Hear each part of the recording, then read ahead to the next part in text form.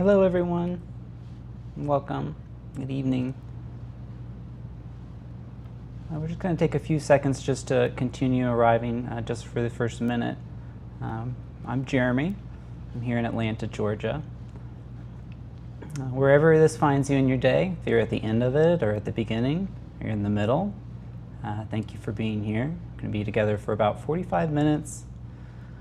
We're going to spend some time learning about the nervous system. We're going to spend a little time doing a few experiments and getting to know our nervous systems a little bit better and how we can use it in our daily lives. So before we do anything else, I just want to offer a small reminder that there is no right way to do this. This is a total come as you are session. Arrive as you are. We're not going to do anything to be good at this tonight. We're not going to try to relax. We're not even going to need to try to meditate well. So we're just really going to need to be here is enough. That's what we're shooting for. So no performance, and just continue arriving. And as you're arriving, wherever you are in your space, start to take in where you are in the environment. Not necessarily scanning, just lightly taking in the temperature, any sounds, maybe the light, and just continue to settle and continue to arrive. And you see, most of us spend our days paying attention to everyone else and everything else around us. We've got work going on, family, and responsibilities and deadlines, notifications, news, problems, tomorrow's problems, yesterday's tasks. So tonight, let's take an opportunity to notice ourselves inside of those things. So if you'd like, drop one word in the chat about how you're arriving tonight. It could be stress, it could be busy, it could be hopeful, it could be delighted, curious. I'm seeing calm come in. It could be grateful. This is just whatever's true for you. I'm getting relaxed. These are all wonderful. There's no right answers here. And so, fearful, upset, curious, all welcome. All the feelings are welcome. So let's begin with a small choice. We're going to do something with our hands to start. So oftentimes, I work in brain and spine surgery, and one of the things that we monitor a lot in the brain is where the hands live. And the hands actually have a lot of real estate in the brain because they have a lot of nerves. So we can use them as a simple way to start listening to our body and also give us some simple choices about what we're doing. Because sometimes we don't realize that we have these choices right in front of us. So, simple experiment as we get started here. Just try it with your palms. Either do a palms down or a palms up. No right choice. And just give it a sense. Give it a breath. One easy breath. And there's no correct way to do your breathing. This is totally you.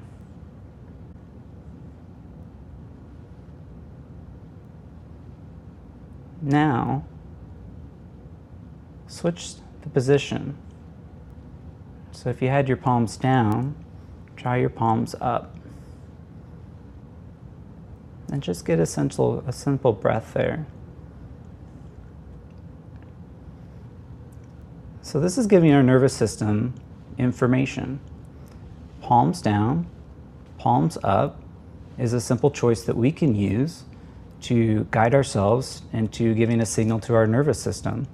And then we might sense a difference. You might sense a temperature difference. You might sense a texture difference. You may not sense anything different. They might feel the same. This is just a moment to try to see one of these moments with our hands that have a lot of nerves and are also directly connected to our brain, and how we can use them to start to come into our bodies. So the other thing that we're going to choose real quick is take a choice with your eyes. And so your eyes are another direct input into the brain. Your optic nerve is there. Also, it's directly connected into the back of side of your brain. So there's just a lot of signals going there all the time. Same with your hands. So these places of our body are constantly sending signals back and forth. And so what we can do with our eyes is we can use our eyelids to adjust how much input we have coming into our eyes, and therefore our brains and our systems. So there's a few ways to try. You could try to take in the room as it is and gently gazing around and not necessarily focusing on anything in particular. The next step would be a half down, letting your eyelids drop just a little. And you could also let your eyelids drop all the way if that feels natural. And just take a sense here and just take a breath, easy breath.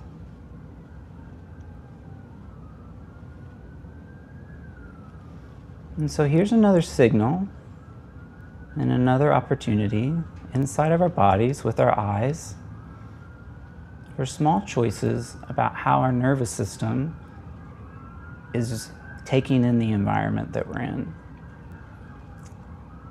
And the way that we're taking in the environment can also impact and shift into the rest of the nervous system. So then let's next do a choice with your feet. And take your feet, and even if they're in shoes, and gently wiggle your toes and sense the inside or the bottoms of your feet. And just sense what's here. The texture, temperature. Are they inside of shoes? Do they feel warm? Are they bare on the floor and I can feel the floor? Just take in what's there.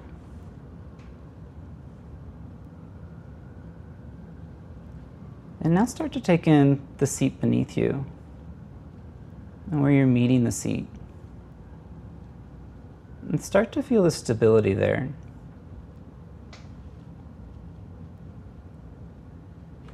Now, one of the reasons I became fascinated with the nervous system is because the nerves and the signals that they send all the time are telling us stories. Now, in the operating room, I monitor them real time to give the surgeons information. And it's usually not dramatic information. It's not the movie kind of stuff. These are like small, subtle changes, small, subtle stories that the nervous system's telling us in real time about what's happening so that we might be able to catch something before it could go wrong. Now these signals are traveling around the body. They're going through the nervous system, they're going through the brain, they're going through your spine, and they're going through you all the time. All throughout your day, while you're asleep, our nervous system is constantly receiving signals and it's constantly sending signals. And so what we are doing here in the operating room and what we can do with ourselves in our day is that we can bring some attention to those areas. And what happens when we bring our attention, or we bring in this noticing factor into our day, is that we're able to watch, we're able to observe, and there we might be able to distinguish the signal from the rest of the noise. And that's really what my job is in the OR2, is that we're monitoring electrical signals in the body. There's also a lot of electrical signals going on in our world. And so we're trying to quiet ourselves and with the information, key in on the information of what the signal's actually saying that might be important to allow us to make an adjustment versus the noise that is just constantly going. That's part of our world. So I had a surgery recently. What we do at the top is we set a baseline. This gives us an idea of what's happening with the nervous system before the surgeon is ever going to do anything. And so this lets us know exactly where we're starting. This information is solid, it's good, it gives everybody a good footing. Even if the nervous system is in not great shape, it's still good to know that at the top, because we're able to set conditions when we have the information about the nervous system.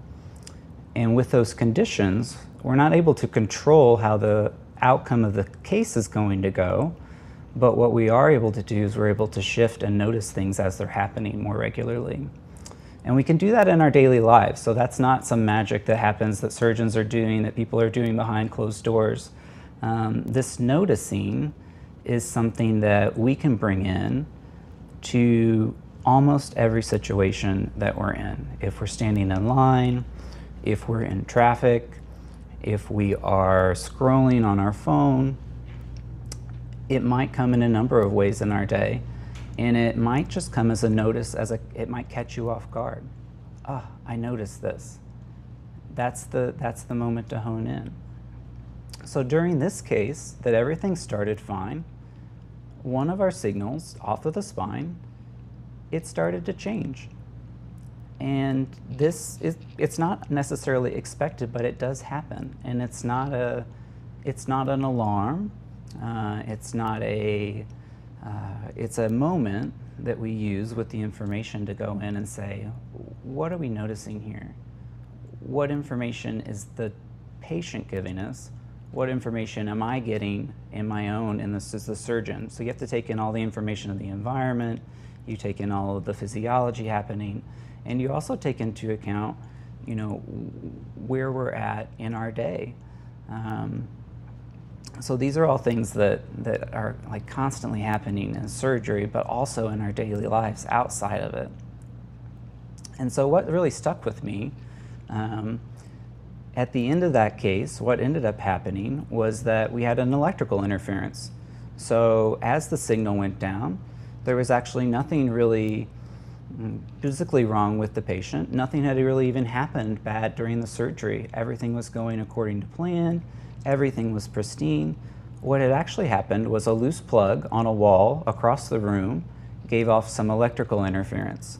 And that sometimes is enough to cause a change inside of the whole system of electricity. And so it's when we have to put those information together that we're presented in these moments that we say, okay, yeah, this is here, but what also is here? And it may come in just a subtle noticing of your hands. What's going on with my hands right now? Are they sweaty? Are they gripped? Are they loose? So your hands, it's just a real quick way to hone in and see what's happening. And it might give you a clue into the rest of your nervous system. And then similar way with our eyes. So not only with our eyes are we taking in information from the world, and we're having this, constant signals coming in, but also we have internal information. We have our heart rate. We have things happening internally that are also coming into the mix. And so what happens is that usually when people are coming close and our nervous systems are in a moment of overwhelm, we may not be thinking about it. We may not be in the moment to have solutions. And so in those moments, thinking might not be the right tool that we would go to. In those moments, it may be the body that would give us more solid information on what exactly might be a key that we could do, a small change, a small shift, to then let the nervous system know and send a signal of safety versus fear, or send a signal of grounding versus awareness. And there's no right or wrong signals. There's really just this ability that we can work on to notice the signals as they're coming off of us. And then when we do notice them, that's when the moment comes that we can use the information. So we have our hands, we have our eyes. Another trick that surgeons use is they go to their feet. So sometimes you'll see them moving their feet around, and this is not because they're distracted while they're working. This is a moment, and this is the way that they're regulating their nervous systems in positions in which sometimes they stand in for very long times, caring for patients and to doing great care. But nervous systems have motion. And so it's in these moments that we realize that there's fluctuations happening constantly. There's fluctuations happening outside of our body. There's fluctuations happening inside of our body. And those fluctuations can come in a number of ways. They can come inside of our breath, and perhaps our breathing changes.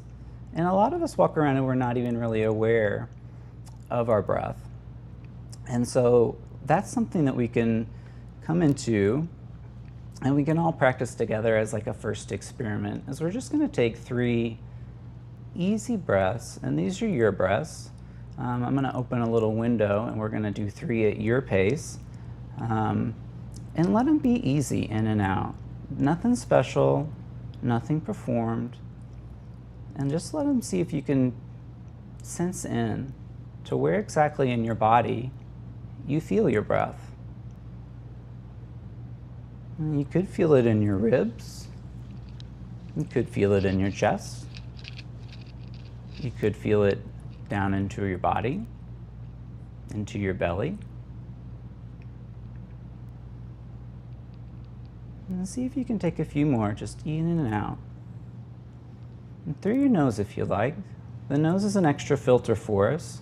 And there's also nerve stimulation that happens with our cranial nerves when we breathe through our nose. And so this is another way that we can stimulate our nervous system and filter the air while at the same time. And so if the nose is available, see if the nose is there. If not, no issue. It's just something to try. And as you're moving into your breath, see if you can expand into your ribs. And so instead of trying to breathe deep, see if you can breathe into your back. And you might even reach around and touch your back. Place your hand on your mid-back. And see if you can take an easy breath there.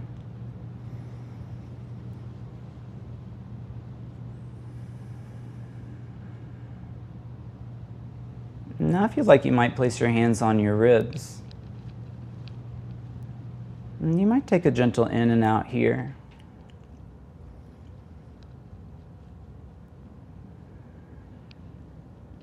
And there's a few things happening when we breathe in a 360-degree breath. So we're breathing into our sides, we're breathing into our front and into our back, and we're visioning and seeing the breath going to those places. And so what's happening is not necessarily a deep breath, but with these 360 breaths, we're stimulating the vagus nerve, just sending another signal, and that signal of safety. So continue finding your breath there.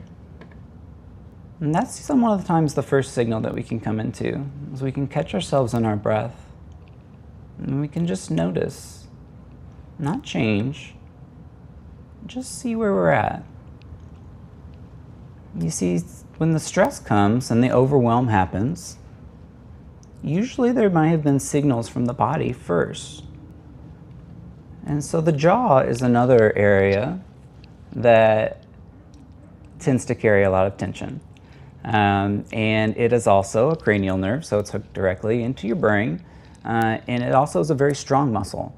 So whether you tense there or not, you may feel tension here in your day, and you may just see where you're at right now, and you might even feel it. And just see, what's the texture here? What's the temperature?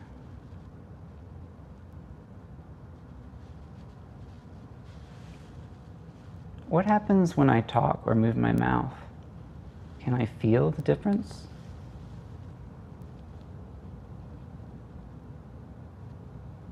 Nothing to change here. We're just feeling. And maybe you feel the other side. You see, our bodies are not symmetrical. Our hands are wired to the different side. So just use your hands. Just feel where your jaw is. We're not going to fix it. But what you might see if there's any room to just drop maybe 2%.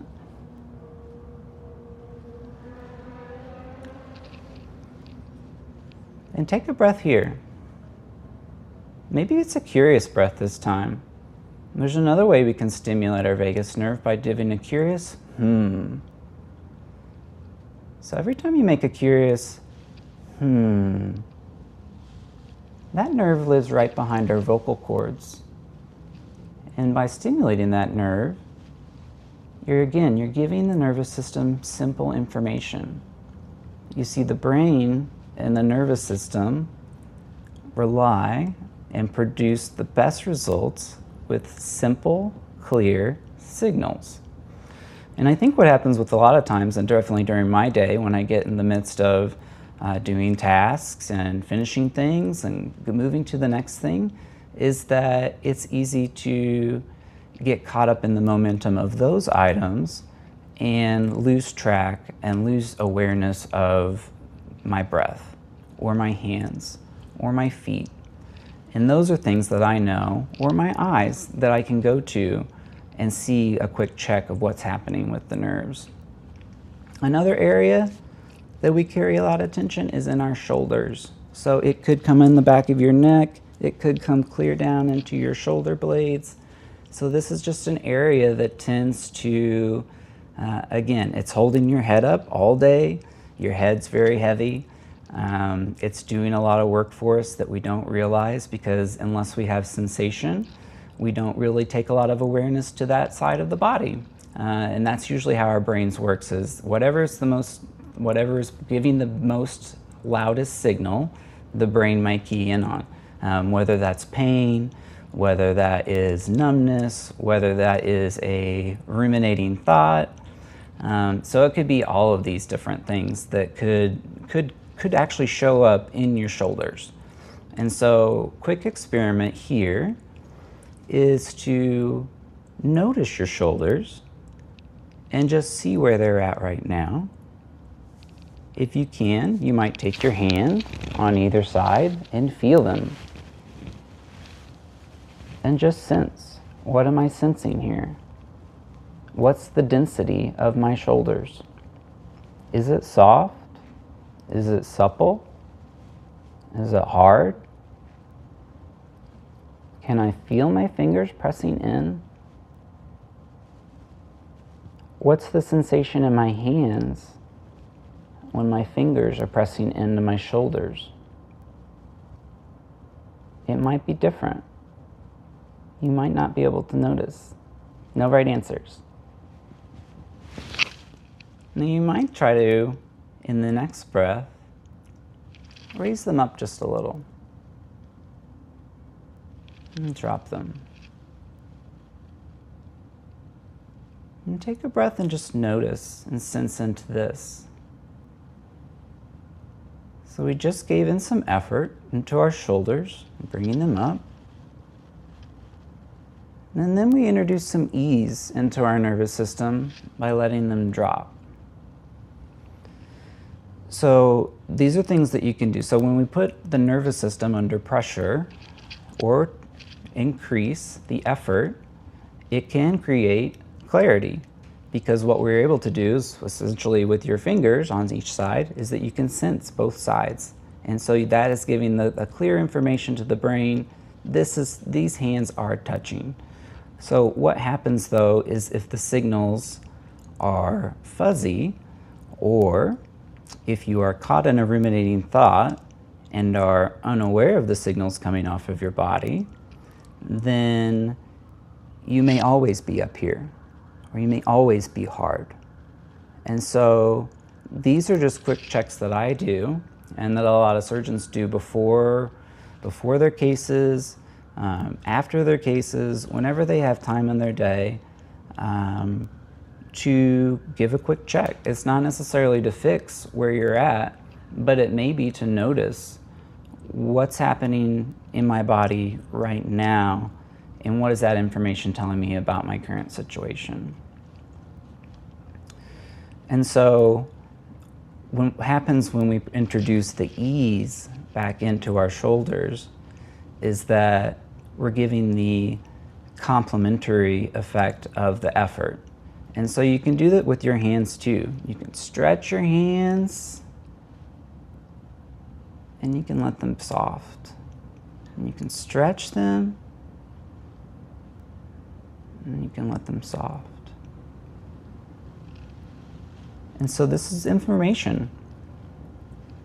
And it's bringing you into your body.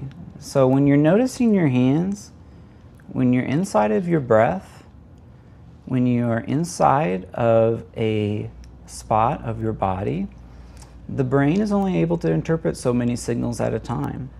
And so it may be an opportunity as you bring awareness to one of these spaces that the ruminating thoughts or the tasks that you're thinking about or a moment of dwelling may be able to move or shift when it doesn't have the attention on it. And so they're just little items that you can do during your day to see where you're at. And a lot of us, we're carrying a lot. We're carrying it all through the day. We're carrying it for ourselves. We carry it for others. And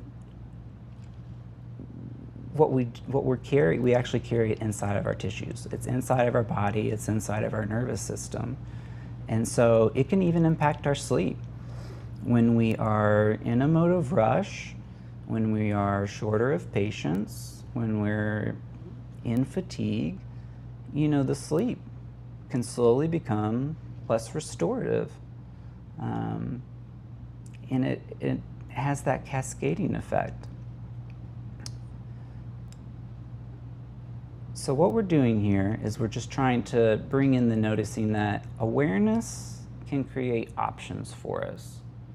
And when we notice something earlier, oftentimes we have more options available to us. Not necessarily control, not perfection like that surgeon had in that case, not certainty, but we had options. We were able to check information.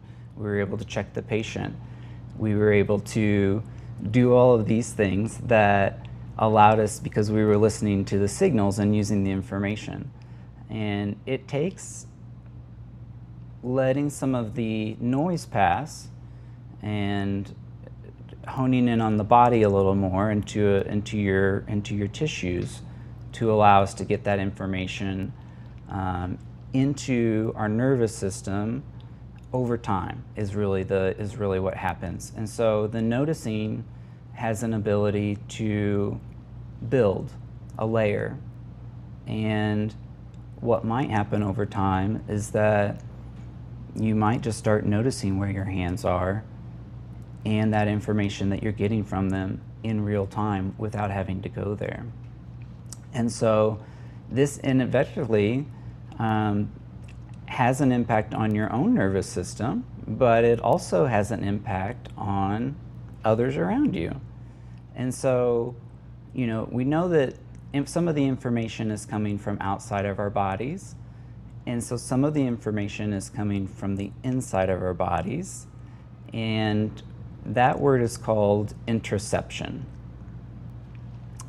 And interoception is the ability to see inside of yourselves and really have conversations with you and how you're interacting within the environment. And it hasn't to go into the things that we talked about at the top. How is the light impacting me? How is the temperature of this room impacting me? How are the sounds impacting me? And there's nothing to change. A lot of us are taught to make an adjustment if we're uncomfortable, or make a shift, change it, And I think that the opportunity is in the moment of noticing and not changing it and seeing what is there, because it takes just a second for the senses to fully register inside of the system. So I measure when I'm doing work in the OR, I measure in milliseconds, and we're looking for changes in the nervous system in milliseconds. So that's how fast things can happen. But I think that for us, when we're moving through our day, in the moment, it really takes a solid, easy breath. That's really, in those moments is not a special type of breath, but even the art of noticing the breath, just one, is enough for a signal shift, because that interoception is able to take a top layer to maybe other signals that are also happening. Maybe fear is down here, and maybe back pain is on top of that, and maybe sleep debt is on top of that, and maybe financial worries are on top of that, and maybe my relative is on top of that, and my spouse is on top of that. And so what we can do is, just for the moment that we take our breath into that easy breath, we can move the breath to the top. And it might move back down, but just for that moment. And that can be repeated, and that can become a habit over time. And so there are things that are other things inside of your breath that we can notice. We can notice our heartbeat. We can notice our energy level. We can notice how tense we are. We notice if we're hungry or if we are fatigued. These are all things that are might pop in at some point. And it's really the art of just noticing and not judging. No intervention yet, right? It's like this idea of awareness before intervention. The idea that we're able to pause, even for a second, even for a millisecond. And the interesting thing is that, some experts spend years noticing everything about one particular subject, how they're doing, all of those things. But what they might miss in that is their interoception. How are they doing with that environment? How are they doing? What are they feeling? What do they need? And so these are all items that modern life just doesn't often reward. Awareness is usually not rewarded as other things are. But it is a skill that can be practiced. And I think that in my experience, the more that I've come into these simple tools that are inside of my body, the more ease, or at least balance, in a moment of effort may come in, that I may be able to see, am I over-efforting? Am I able to reduce my effort by even 2%? Not reduce my effort in my thoughts, maybe check into my shoulders and see if I am able to drop them just 2%. Maybe I check into my eyes and see if there's any softening that can happen around them. Maybe I check into my jaw and see if it can drop just a little. Maybe I check into my hands and see if I can get a little more ease there. And you see, we find a little more ease and we take a little more of the unneeded effort out of some of these areas, the signals change on their own. And they change in that interoception window when it comes with the noticing. And so that is not something that could be planned, really. It's more of a coming into it and simply saying, what am I sensing here? Where is the strongest signal in my body coming from right now? And you might put in the chat where your strongest signal's coming from. It could be pain, it could be thoughts, it could be stress.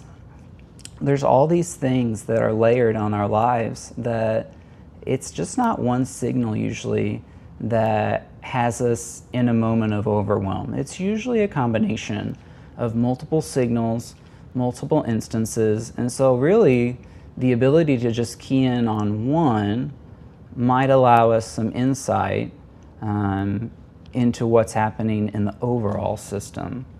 And not necessarily, again, to change it, but just to sense it. Because a lot of times, we don't even sense it. I talk to people every day before they go into surgery. The one question I ask them is, what is the sensation on your hands and your feet? And can you feel your hands and your feet?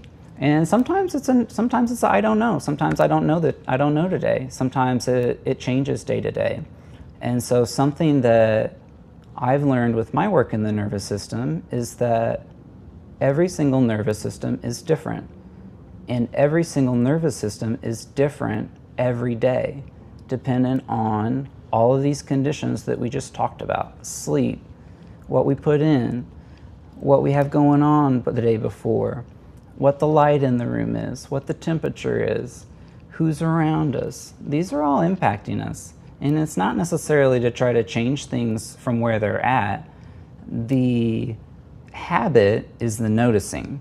And with the noticing, you may uncover signals that give you information to shift something. That may come. Maybe nothing comes. But even honing in on one of those is enough to just do a small shift. So you have your first layer, you have your strongest signal, and now maybe decide what a second layer might be for you. So what's there but not roaring? What's there that's not loud?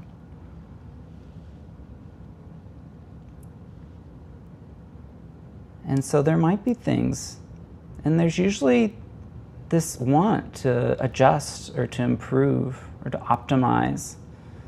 And tonight we're going to try the curiosity before judgment. So don't try to solve anything, but you might hone in on that signal.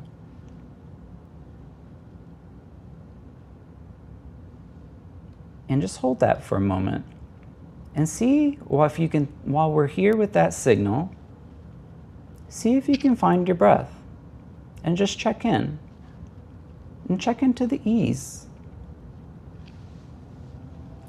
Check in to see if you're still doing the 360 degrees, if you're still able to breathe into your front and into your back, and into your sides. And we're not going to shift anything right now. Just see if you can find another few breaths in it. And you might even see if you can give that curious that hum, and stimulate that nerve. And you might give a quick check on your hands. And sense the temperature there. Are they different than where we started? Just a quick, no right answers. Maybe the same, maybe I don't know. And so as we start moving into this, we've worked on our eyes, we've looked at our shoulders, we've looked at our feet. And these are all areas that are available. And they may not be top of mind, but they're layered there that you can find maybe in a moment. Now, the next few breaths, see if you can bring yourself into your whole body as a whole. And see if you can sense you, a whole system. And you sense your eyes, and sense your face, and your shoulders, and your chest. And sense your breath, 360 degrees. And sense into your belly. And sense into your legs, your calves. And sense your ankles down into your feet and clear to your toes. And now start to be in the room that you're in again. No need to open your eyes if they're closed, but start to take in the sounds. And start to take in any light.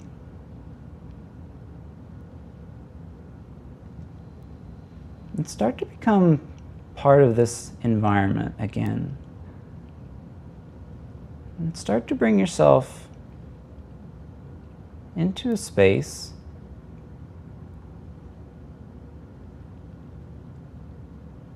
Or you might be able to notice what signals here now.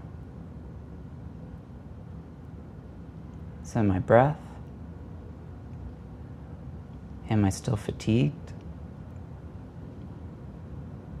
Am I still tired? Our goal wasn't to change anything. Tonight we were sensing in and doing some experiences to observe.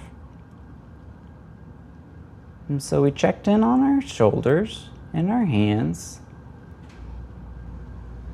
And we gave a little more permission to those areas to soften if there's any availability, even 2%. And we also gave effort to those areas. And we showed our effort through sensation by pressing. We moved our bodies. We moved our eyes.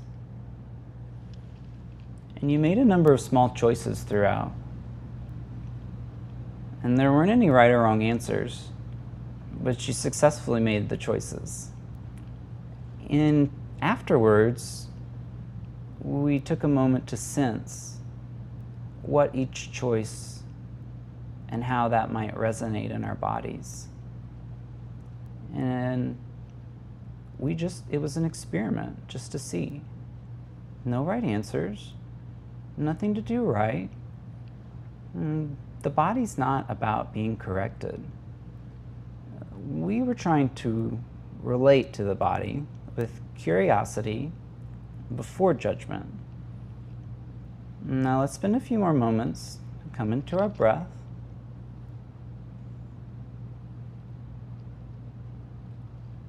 And a few easy breaths here.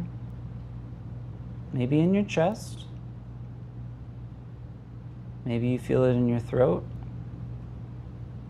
Maybe you feel it at your nostrils.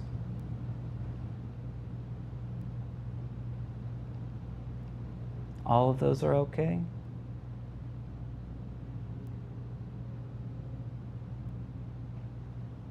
On the next exhale, see if you can let it be a little longer.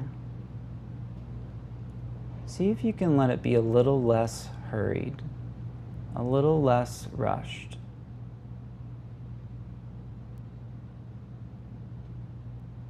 And a few breaths here. Just a little longer exhale than your inhales, if available. It's natural, easy.